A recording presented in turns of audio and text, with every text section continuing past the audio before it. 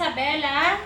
Itatest po natin ngayon yung Arrow Arms Glock 1911. Ito po, ang ganda ng case niya, sir. Gun case. May kasama na siyang gun case. Ayan. Ito po yung mga kasama sa mga inabi niyo, sir.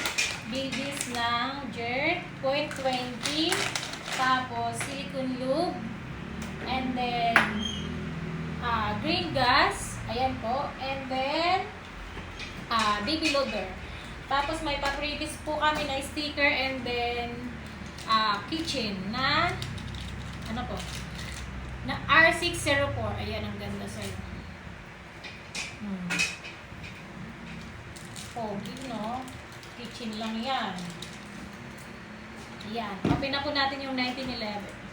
Napakagwapo. Oh, napaka-pogi, sir. Ayan. Malinis na malinis. Walang halong chismis. Tapos ito po yung magazine, sir. Nilagyan na po namin ng gas and then bala. Ayan.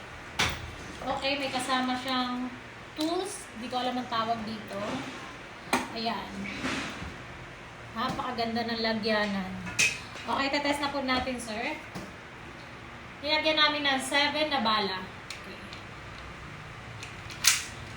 Test na po natin, sir.